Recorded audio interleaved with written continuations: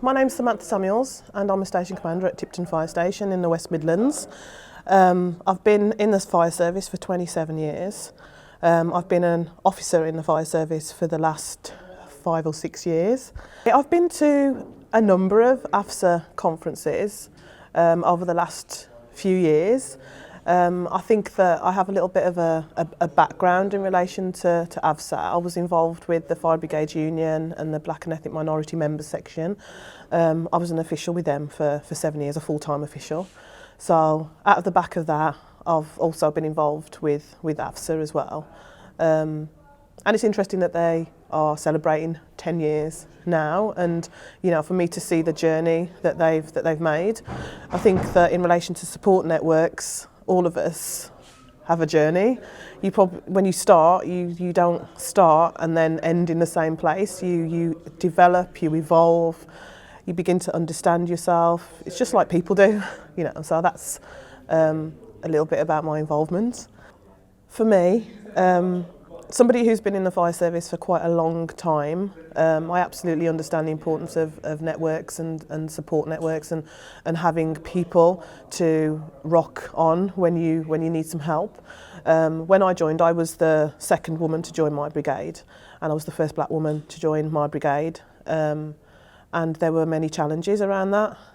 And being able to have the support of other people, the support of a network, being able to understand that it wasn't all just on me, that I could get help, was essential, and it kept me in the service, to be honest, because without it I probably would have given up.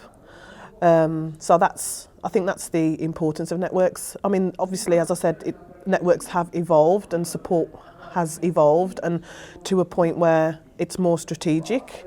But I think what's also important is that we don't forget the importance of supporting the individuals and understanding that, particularly for people who are in a minority in the workplace, even now, that support is still important. It's still needed. Knowing that there's somebody there.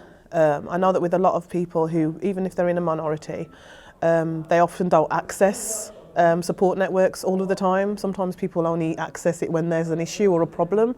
But I'm hoping that people are understanding that that's not just what networks are for. They are something that's there for you all the time, something that hopefully they feel comfortable about getting involved with, comfortable about understanding that you can make a difference within your community, which is one of the main things. You can make a difference internally, but you can make a difference externally as well. And for me, that difference is life or death, really, because just a simple example of smoke alarms and the different kinds of communities that sometimes don't get access to our services, it can actually mean that they might die in a fire because they haven't had access to our services. So if we kind of put that at the centre of what we're thinking, then hopefully that will encourage people to involve themselves in networks, be proactive in networks as well. Networks need to challenge, because nobody's perfect.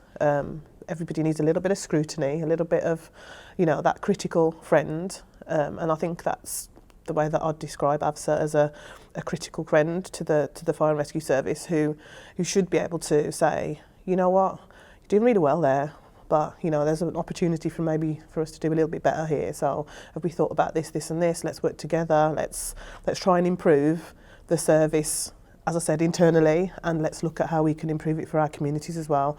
And I think that, sometimes people think that, there's a lifespan for networks. I don't believe that there is. I think that we'll always need to be there, as I said, challenging, asking those questions that need to be asked and keeping people on their toes. Brilliant.